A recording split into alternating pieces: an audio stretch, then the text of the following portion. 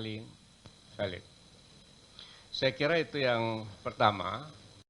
Oleh karena itu, kami dari tim nasional meminta kepada seluruh saksi-saksi dan relawan di seluruh Indonesia, yaitu saksi dan relawan Amin, untuk terus mengawal proses rekapitulasi ini yang dilakukan secara berjenjang pada saat sekarang ini.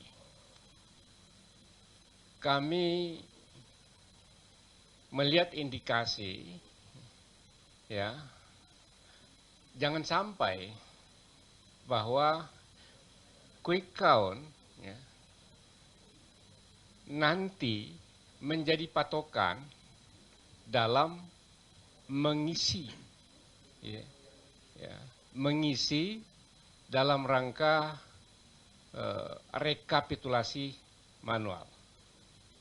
Karena itu kita minta betul untuk menjaga jangan sampai sekali lagi bahwa quick count bisa menjadi rujukan untuk menentukan siapa yang menang dengan melakukan pengubahan-pengubahan dalam rekapitulasi manual. Saya minta dijaga betul.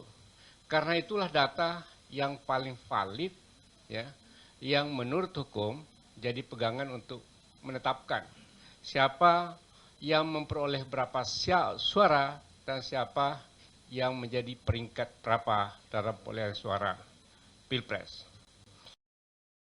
Yang ketiga,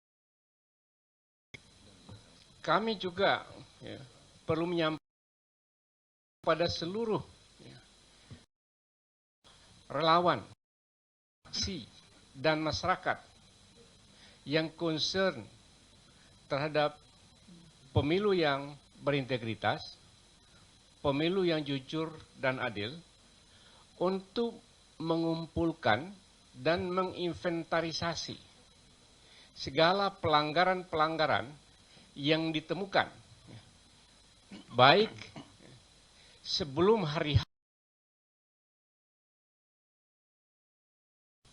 H pencoblosan dan setelah hari H pencoblosan. Karena kami menemukan indikasi bahwa ada satu benang merah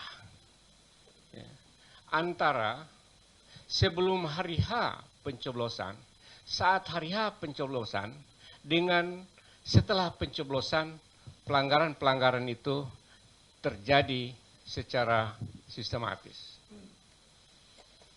Kami sekarang ini sedang mengumpulkan bukti-bukti yang terkait, yang berkaitan dengan pelanggaran-pelanggaran yang sistematis, terstruktur, dan masif itu. Tadi diawali dengan film DT4. Apa yang ada di sana? Yang ada di sana adalah permulaan desain sebuah pelanggaran. Kita bisa simpulkan seperti itu dari data-data yang dikemukakan dalam film itu.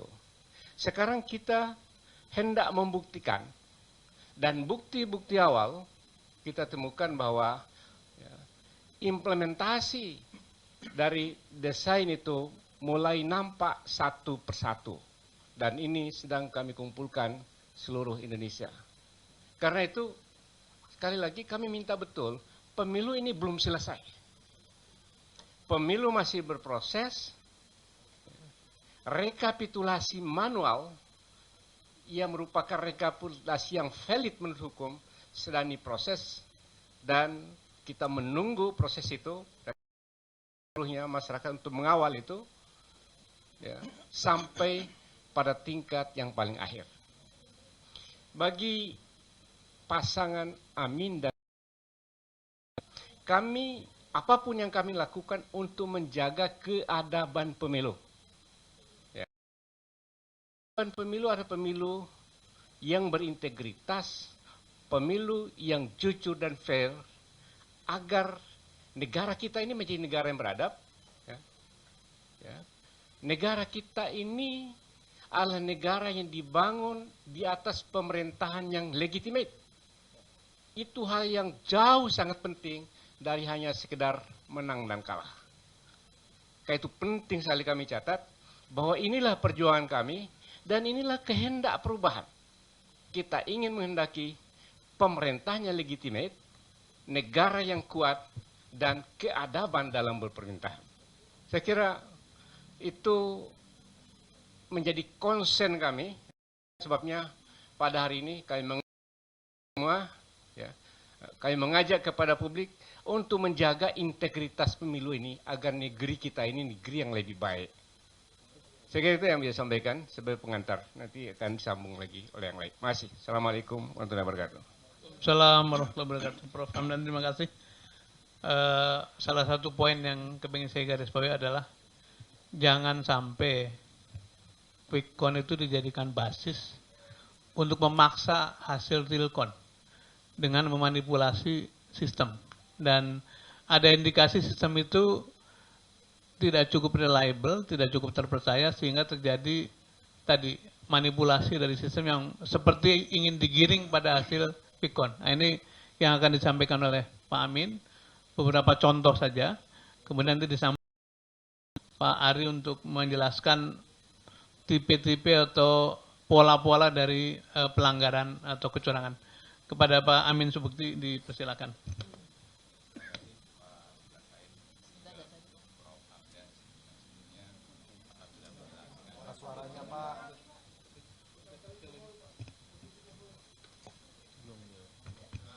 Udah. Terima kasih Pak Sudirman, Prof. Hamdan yang tadi sudah memberikan pengantar tentang apa yang terjadi di belakang. Jadi kami juga mengamati apa yang berkembang di masyarakat, terutama laporan-laporan yang muncul di sosmed maupun di grup-grup WhatsApp tentang adanya diskrepansi atau khususnya perbedaan dari apa yang muncul antara formulir C1 dan perhitungan yang ada dalam website KPU. Jadi kami diminta riset untuk melakukan pendalaman apakah hal ini adalah sesuatu yang terjadi. Gitu.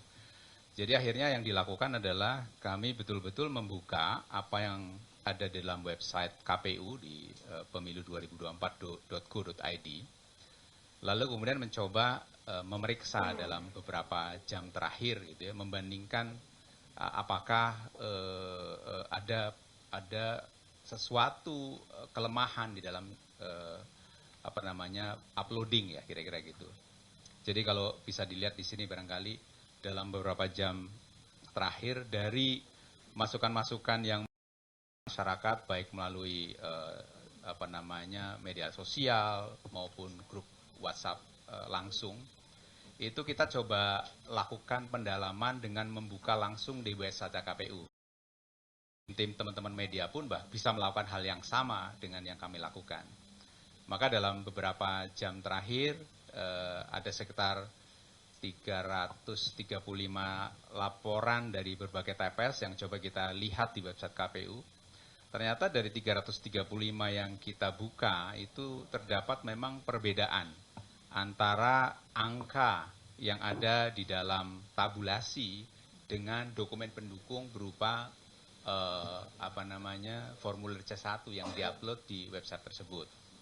Nah, dan itu tersebar di 181 kota dan 36 provinsi. Jadi sebarannya kira-kira. Jadi dari 335 itu yang baru kita bisa lakukan riset di dalam website KPU, kira-kira hasilnya seperti itu. Terjadi diskrepansi atau perbedaan antara formulir C1 dengan tabel yang ada dalam website KPU. Dan kalau kita lihat di sebelah kanan, itu tersebar dengan sebaran yang beda-beda. Jadi kalau bisa dikatakan penggelembungan suara itu terjadi baik terhadap 01, 02 maupun 03. Tapi kalau dilihat proporsi angkanya, itu proporsinya adalah 01 mendapatkan kira-kira tambahan suara 19, itu adalah 19,6%, 02 mendapatkan tambahan suara 65% di atas C1 dan pasangan 03 mendapatkan 15 ini yang kami temukan di dalam website pemilu2024.go.id. Jadi saya kira membuktikan bahwa apa yang dibicarakan di masyarakat itu ternyata terjadi dalam situasi nyata. Nah, kemudian bisa tunjukin barangkali oleh tim kira seperti apa bisa dilakukan oleh semua orang pada semua tim baik dari 01, 02, 03 bisa membuka sendiri, telusur sendiri, silakan lakukan sendiri, kira-kira seperti itu. Dari sana akan kelihatan, oke, misalnya ini contoh ya, ini satu contoh di daerah tertentu ya, bisa dibaca di situ. Ternyata di atas itu akan kelihatan berapa sebenarnya angka yang diambilkan menjadi hasil dari di TPS tersebut. Lalu dari sana, kemudian di situ terlihat ya, saya bacakan bahwa di situ ini yang ditampilkan adalah di Boyolali ya, di Andong, Palemerjo, TPS 006. Jadi Kecamatan Andong, Kelurahan Palemerjo, TPS 006. Di tulisannya seperti apa bisa dilihat. Lalu kemudian dokumen C1-nya itu bisa dilihat angkanya seperti apa.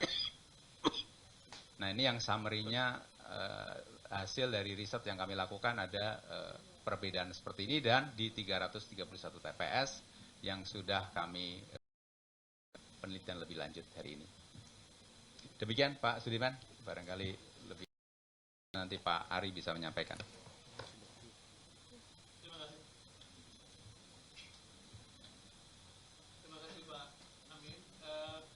Sekali lagi ini contoh dan teman-teman di riset akan terus mendalami yang akhirnya masyarakat bahwa terjadi penggelembungan suara memang menemukan buktinya atau kita menemukan buktinya. Jadi kita akan terus dalami dan mari kita dengar Pak Ari untuk menjelaskan pola-pola kecurangan yang lebih luas. Silakan Pak Ari. Baik, terima kasih Pak Dirman. Kawan-kawan sekalian, tidak ada satu pihak pun dapat mengklaim kemenangan jika kita ketemukan fakta-fakta begitu banyaknya bukti-bukti kecurangan. Sehingga ini menjadi dasar kita.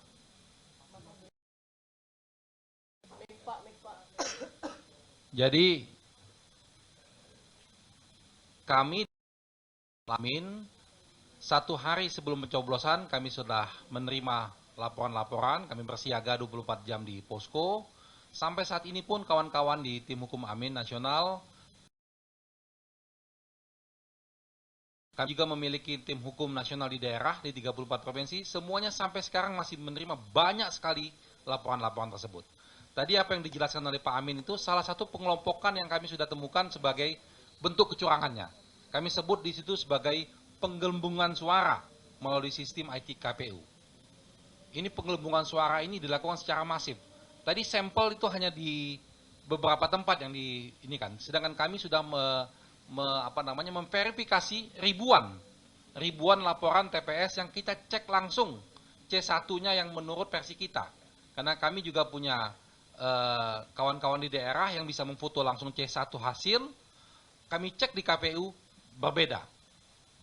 Jadi apa yang disampaikan oleh Pak Amin tadi itu hanya bagian dari sampling saja. Lalu yang kedua, tentang suara-suara yang sudah tercoblos di 02. Itu banyak sekali. Mungkin tidak hari ini kita presentasikan karena kami lagi kumpulkan banyak sekali surat-surat suara yang sudah tercoblos yang masyarakat terima. Lalu yang ketiga, pengarahan aparat desa melalui asosiasi kepala desa. Ini sudah kami omongkan sejak lama, bahwa modus ini sudah betul-betul terjadi. Dan betul, ternyata pada hari H itu terjadi. Bagaimana kepala-kepala desa itu memberikan pengarahan langsung ke KPPS dan ikut serta untuk kemenangan paslon tertentu. Lalu pengarahan lansia oleh KPPS, jumlah surat suara yang kurang, penghalangan pemilih di PPLN, manipulasi data DPT, lalu upaya menghalangi saksi di TPS dan money politik. Ini pengelompokan modus-modus yang sudah kami temukan di lapangan. Dan ini nanti akan pada waktunya secara bertahap akan kami sampaikan ke publik setelah kami melakukan verifikasi. Jadi kami dalam hal ini berkepentingan mengawal proses pemilu ini dengan baik, tidak hanya untuk kepentingan suara rakyat yang merasa dicurangi. Itu pokoknya. Intinya di sana. Jadi kita jaga betul bahwa betul-betul suara rakyat yang dikehendak itulah yang akan menjadi kenyataan. Mungkin itu saja dulu dari saya. Terima kasih Pak Tipan. Mas Ari, selanjutnya kepada Mas Bambang Wijayanto dipersilakan untuk menyampaikan perspektifnya yang Mas Bambang sangat engage dengan berbagai komunitas masyarakat sipil dan juga punya concern yang sangat tinggi pada berbagai penyimpangan. Silakan Mbak Bambang. Terima kasih Mas Dirman. Teman-teman semua, insya Allah apa yang dilakukan oleh Amin akan bekerja sama nantinya dengan seluruh civil society yang juga mempunyai ada kawal pemilu, ada jaga suara rakyat, ada kecurangan pemilu.com. Jadi dari 5-6 organisasi ini insya Allah nanti kita akan coba melakukan konsolidasi untuk bersama-sama melihat dan mendalami berbagai kecurangan yang terus terjadi ini. Itu bagian pertama yang penting. Bagian yang kedua, semua persoalan ini sebagian besarnya memang ada proses karena manajemen pemilu bukan secara baik. Berkali-kali saya dengar Mas Ari mengatakan bahwa kami meminta dilakukan audit terhadap. Ada 2 surat sudah dikirimkan ke KPU dan terakhir ada surat ke Bawaslu untuk meminta KPU menindaklanjuti atau melakukan audit terhadap, tapi itu tidak dilakukan. Sehingga kemudian kita mendapatkan hari ini masalah-masalah yang berkaitan dengan sistem IT KPU yang tiba-tiba shutdown dan informasi-informasinya yang sebagiannya tidak bisa diakses. Yang ketiga, kalau kemudian semua bentuk kecurangan itu dikategorisasi, sebenarnya ada 3. 1, seluruh kecurangan yang berkaitan dengan angka, dengan elektoral. Tadi dijelaskan, Mas Amin menjelaskan, sebagiannya Mas Ari menjelaskan. Ada yang berupa kekhilafan, ada yang berupa kesengajaan. Itu semuanya angka. Sebagai contoh, saya kebetulan untuk luar negeri, saya masuk di Malaysia, saya masuk di Kinabalu, dan di situ ada angka yang fantastis, Mas. Saya masih ingat tuh, nomor 1 kalau tidak salah cuma dapat 22. Nomor 2 dapat 77, nomor 3 dapat 36. Itu di C1. Tapi di C hasilnya, nomor 1 alhamdulillah 22, nomor 2 8.077, dan nomor 3 80.032. 80.000, Mas. Jadi kebayang itu, angka itu fantastis sekali. Tapi yang menarik, begitu angka itu dikeluarkan, KPU buru-buru kemudian melakukan revisi. Nah, lagi-lagi sebenarnya bisa jadi kecurangan itu tersebar berserak dan luar biasa.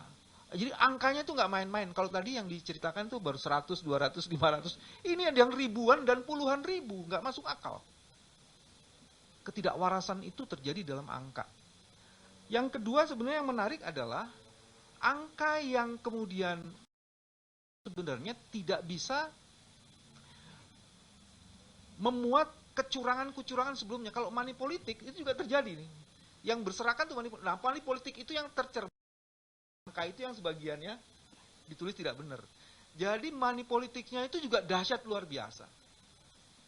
Angkanya sebagian juga ada bukan hanya KPU, ada yang dicoblos-coblosin langsung. Nah, itu juga ada soal. Nah, yang ketiga yang tadi Mas Adi sebagian besar mengatakan, itu adalah soal lembaga penyelenggaranya. Lembaga penyelenggaranya ada KPPS yang mengarahkan atau petugas TPS yang mengarahkan lansia, ada yang tidak memberi ruang pada saksi. Itu hampir sebagian besar informasinya adalah berkaitan dengan independensi, integriti dari orang yang disebut dengan KPPS. Itu bagian yang, jadi kecurangannya itu seperti itu.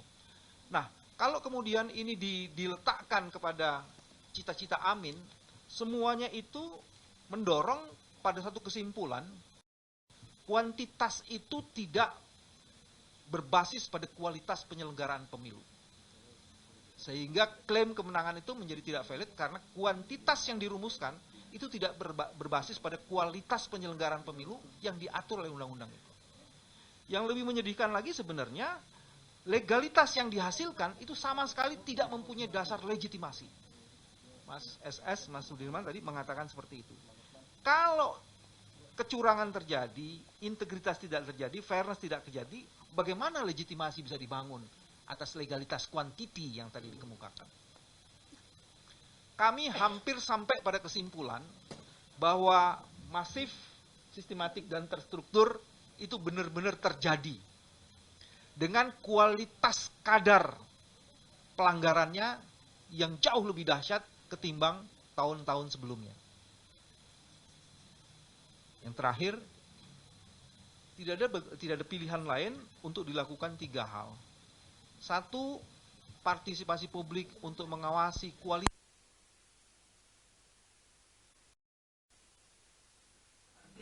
Selesai pencoblosan ini ada 2 isu penting. Pengiriman kertas suara itu bisa menjadi titik rawan yang lain, dan rekapitulasi atas hasil kuantitas yang bermasalah itu juga jadi masalah. Jadi rekapitulasi di kecamatan itu menjadi masalah. Itu yang harus diperhatikan. Bagian yang lain adalah kemungkinan besar orang-orang yang sekarang mempunyai informasi akan diintimidasi. Kemungkinan besar akan terjadi seperti itu. Selain mungkin diiming-imingi. Itu yang mesti diperhatikan. Dan yang ketiga, yang terakhir, peran serta dari media menjadi bagian yang sangat penting untuk memastikan jaminan kualitas election kita, proses demokrasi ini menjadi jauh lebih baik. Terima kasih. Terima kasih, Pak. Terima kasih. Sebagai penutup, sebelum kita dengar pertanyaan dari teman-teman, saya ingin mengulang pesan dari Prof. Hamdan tadi bahwa pemilu belum selesai. Belum ada satupun pihak yang dinyatakan menang atau kalah. Dan kami ingin mengajak seluruh pendukung Amin, para relawan, civil society, untuk terus mengikuti proses ini, menjaga proses ini sampai betul-betul tuntas. Fakta bahwa mulai ditemukan kejanggalan-kejanggalan yang sekarang sudah menjadi isu publik itu akan membuat kita dan teman-teman di lapangan lebih waspada supaya proses pengawalan suara bisa diselesaikan dengan baik. Demikian dari kami. Mungkin kalau ada pertanyaan, Mas, satu disebutkan nama dan pertanyaan boleh. Yang di bawah dulu. Tadi kalau dijelaskan Kompas TV, ada mikrofon. Terima kasih, saya Dipo dari Kompas TV. Pak Dirman, tadi kan sudah dijelaskan salah satu kecurangan itu, dugaan kecurangan itu terjadi pada saat penyelenggaraan pemilu. Tadi dijelaskan beberapa, misalnya ada pengarahan lansia, kemudian juga jumlah surat suara yang kurang, PT, dan beberapa kecurangan lainnya pada saat pemilu. Nah, di saat yang sama, saya ingin minta tanggapan dari Timnas Amin. Tadi pagi Presiden juga sudah menjelaskan bahwa jangan teriak-teriak soal kecurangan, karena dia berpendapat bahwa sudah ada saksi, baik juga caleg, artinya sudah ada yang memantau gitu dari masing-masing kubu. Dan Presiden juga meminta bahwa kecurangan itu dilaporkan saja ke Bawaslu. Sederhana saya ingin meminta tanggapan dari Timnas Amin soal pernyataan dari Presiden. Terima kasih. Langsung kita respon aja. Tentu saja secara kita punya di lapangan, tapi akibat kita punya saksi itu maka kemudian ditemukanlah hal seperti ini gitu. Kalau kemudian kami menyampaikan pandangan-pandangan seperti ini, itu adalah bagian dari tanggung jawab kami kepada publik. Kita didukung oleh publik, kemudian suara publik, suara rakyat terancam dimanipulasi, kita harus menyuarakannya kembali sebagai bentuk pertanggungjawaban kami. Jadi tidak tepat rasanya kalau kemudian dengan adanya saksi, dengan adanya Bawaslu, sudah selesai. Dan tadi sudah dijelaskan seluruh fungsi yang menyelenggarakan pemilu juga harus terus-menerus diingatkan. Surat kita sampaikan, tapi publik berhak tahu bahwa kita sudah menyampaikan itu semua supaya menjadi pengingat. Mungkin ada tambahan dari Mas Ari atau ya silakan. Ya, artinya Pak Presiden sampaikan juga tetap kita akan lakukan, ya, karena itu sudah baku. Namun menjadi persoalan penting adalah sekarang ini pertanggungjawaban kita ke publik yang seperti katakan Pak Dirman. Ini suara rakyat. Rakyat harus tahu mekanisme ini ada masalah. Proses di lapangan, proses di sebelum Pilpres, pada masa Pilpres dan setelah Pilpres, banyak sekali masalah. Rakyat harus tahu. Karena kenapa? Kalau mereka tidak tahu, lalu mereka jadi akan kecewa dengan hasil yang didapatkan nanti. Jadi ini tadi yang disampaikan oleh Pak Dirman, ini adalah tanggung jawab kita ke publik, dan itu kewajiban kami untuk menyampaikan. Dan Pak Presiden nggak usah khawatir, kami juga akan tetap lakukan itu, walaupun kami sebetulnya juga pesimis untuk melakukan itu. Karena kita tahu, Bawaslu, KPU selama ini, laporan-laporan kita susah ditanggapin, tapi tetap akan kami lakukan. Tapi rakyat harus tahu, dan masyarakat juga harus mengerti dan memahami kondisi ini. Ya, terima kasih. Mas. Assalamualaikum warahmatullahi wabarakatuh. Waalaikumsalam. Bapak yang terhormat, ada beberapa pertanyaan. Yang pertama, apakah Timnas Amin sudah pada kesimpulan yang pasti bahwa kecurangan itu TSM, terstruktur, sistematis, dan masif? Ya. Karena kaitannya, jika ada salah satu paslon misalnya melakukan hal tersebut, itu didiskualifikasi. Kemudian yang kedua, apakah Timnas Amin akan berjuang sampai akhir Prabowo Gibran tidak bisa dilantik dengan dalih pencalonan Gibran itu tidak mengacu kepada undang-undang yang ada? Karena pada saat KPU menerima pendaftaran Gibran, yang digunakan adalah masih atau minimal berusia 40 tahun. Kemudian yang ketiga, keluhan dari Timnas Amin tadi terkait berapa skornya untuk kedua penyelenggara ini dari 1 sampai 10. Dan yang terakhir Pak, ini dengan kecurangan ini apakah nanti akan dibangun sebuah aliansi bersama 03? Terima kasih. Assalamualaikum warahmatullahi wabarakatuh. Assalamualaikum. Saya mohon Prof. Hamdan menyampaikan pandangan 1 dan 2. Nanti 3, 4 saya akan respon.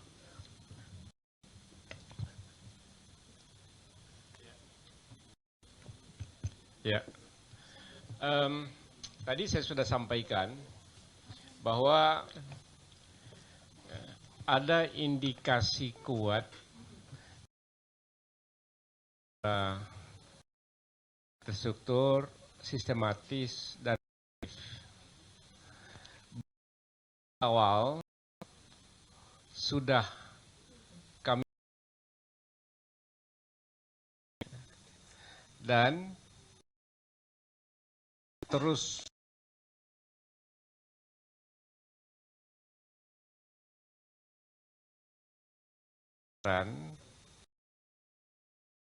buat bukti-bukti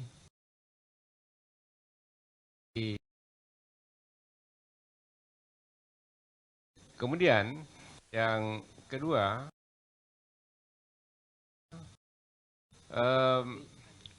hal yang penting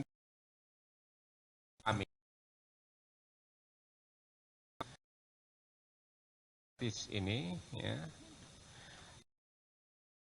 pemilu itu dilakukan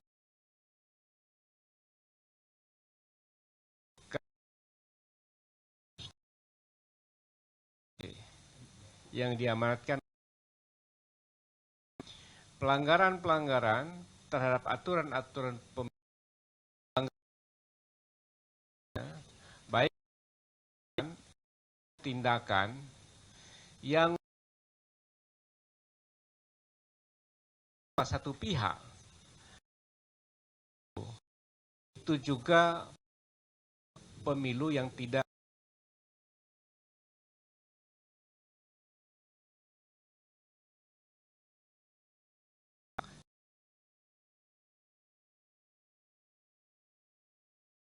dan ribu pilkada, kita satu rumusan pelanggaran TSM itu yang tidak mungkin hanya dilakukan oleh paslon atau peserta pemilu. Ya. Pelanggaran TSM harus ya, dan melibatkan ya, institusi pemerintahan. Kemudian yang kedua, penyelenggara pemilu dan pengawas. Keterlibatan yang dimaksud, baik tindakan aktif membuat kebijakan atau melakukan tindakan, maupun tindakan pengabaian terhadap pelanggaran-pelanggaran yang ada. Misalnya, Bawaslu yang mengabaikan begitu saja, di depan mata ada pelanggaran, dia tidak melakukan apa-apa, itu juga adalah tindakan yang menguntungkan dan menguntungkan salah satu pihak dan merugikan pihak yang lain. Salah satu contoh,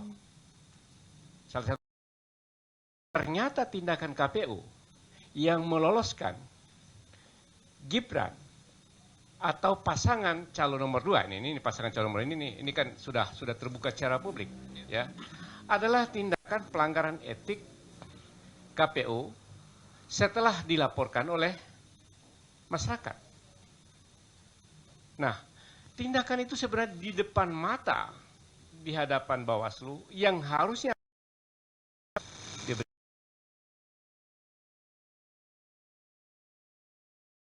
memberikan satu contoh bagaimana pengabaian itu mengakibatkan menguntungkan salah satu pihak dan merugikan pihak yang lain. Kira-kira gitu rumusan norma hukumnya. Jadi, saudara-saudara, oleh karena itu, ya, kami dari Timnas Amin, tim hukum nasional di seluruh daerah di Indonesia, terus ya, menginventarisasi, menghimpun dan mengumpulkan bukti-bukti yang ada, ya, memperkuat indikasi pemilu itu berlangsung secara tidak berintegritas. Saya kira itu. Terima kasih. Poin 3 dan 4 ya. Dijelaskan oleh Prof. Hamdan tadi bahwa mengapa kita selalu concern pada soal etik, pada soal adab, pada soal, karena memang perjuangan kita itu tidak lebih baik. Dan karena itu bahwa beliau akan stay di jalur perubahan, istilahnya tidak tengok kiri, tidak tengok kanan. Dan perjuangan ini akan kita tuntaskan sampai selesai, tentu saja bersama dengan partai-partai koalisi insya Allah. Itu yang pertama. Yang kedua, apakah akan beraliansi dengan peserta yang lain? Kami terus membangun hubungan dengan seluruh pihak, tidak saja peserta pemilu, tapi juga pihak-pihak yang punya concern yang sama untuk menjaga demokrasi ini. Jadi kita akan membuka diri, akan terus berkomunikasi, akan mengajak seluruh warga negara yang concern pada terjaganya kualitas demokrasi ini. Gitu ya. Yang terakhir mungkin. Selamat sore, saya Singgih dari kompas.com. Yang ingin saya tanyakan tadi kan muncul keraguan-keraguan dari tim hukum terkait dengan apakah ini bisa diproses di Bawaslu dan KPU. pelanggaran-pelanggaran. Artinya apakah sudah sejauh menyiapkan laporan ini ke MK juga gitu, baik di sana atau seperti apa? Karena kan keraguan-raguan ini kuat ya Pak. Kita lihat KPU sudah 3 kali di sanksi etik. Bawaslu juga tidak memproses laporan dari teman-teman Timnas. Kemudian yang kedua, terkait kecurangan yang terstruktur dan sistematis ini, ada kemungkinan bukan cuma peserta pemilu yang jadi lawan dari teman-teman Timnas Amin, tetapi juga kepala negara sekaligus presiden yang mungkin jadi orkestra di balik ini semua. Nah, ini tanggapan dari teman-teman Timnas seperti apa? Apakah sudah benar-benar sangat siap melawan yang apa ya, tangan-tangan tidak terlihat yang sangat besar gitu di negeri ini yang membuat kecurangan ini terstruktur, sistematis dan masif? Mungkin itu dari saya. Terima kasih. Terima kasih Mas Singgi. Sebenarnya tangannya terlihat kok ya, bukan tidak terlihat kan. Mas Ari silakan menjawab yang bagian hukum tadi, apakah kita seperti ragu-ragu. Ya, keraguan-raguan kami itu memiliki dasar karena ada proses. Dalam proses perjalanan ini kami membuat laporan, kami membuat pengaduan, bagaimana tanggapannya, ada prosesnya itu. Makanya tadi kalau dikatakan oleh Pak Profesor Hamdan tentang terstruktur tadi, itu tadi di sana ada terstruktur bagaimana aparat pemilu ikut-ikutan berpihak. Ini kecurangan yang terstruktur tadi. Nah, sehingga kami sudah menyiapkan, tadi kalau ditanyakan itu, kami sudah menyiapkan konsep untuk mempermasalahkan kualitas dari proses pilpres ini, proses pemilu ini. Dan itu nanti akan tertuang dalam bentuk tadi, terstruktur, sistematis, dan masif tadi.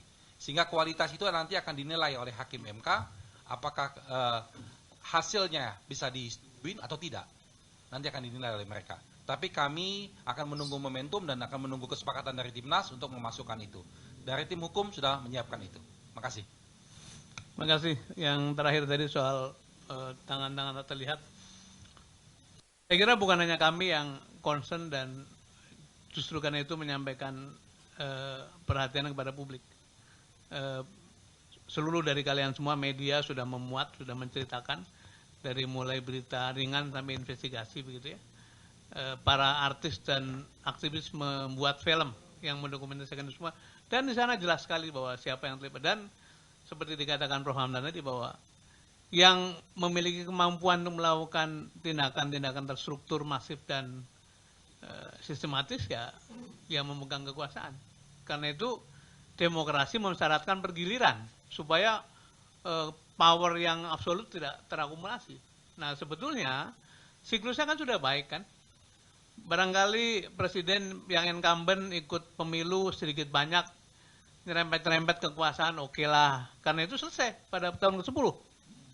Ya sekarang ini tahun ke-10 sudah selesai, tapi memaksakan diri, memasukkan dirinya tidak masuk, tapi putranya masuk, sehingga melakukan segala daya upaya yang sebetulnya ongkosnya adalah kerusakan sistem bernegara. Dan ini yang sedang kita lawan gitu.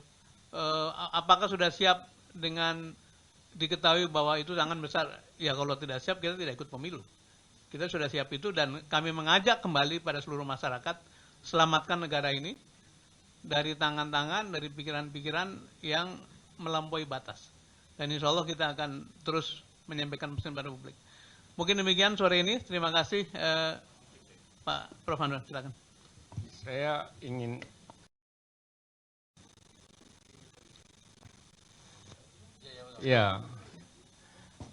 kami percaya pada hukum apapun, karena kalau ketika hukum itu berakhir, maka tirani yang akan datang. Saya kira itu rumusan universal yang tidak boleh terjadi. Saya kira itu masih. Terima kasih teman-teman, dan kami akan terus menyampaikan update insya Allah. Sekali lagi sebagai bentuk dari pertanggungjawaban publik pasangan Timnas Amin. Terima kasih. Assalamualaikum warahmatullahi wabarakatuh. Besok insya Allah pada pukul 14 kita juga akan menyiapkan update dengan mengelaborasi terus-menerus kita akan berikan update. Terima kasih.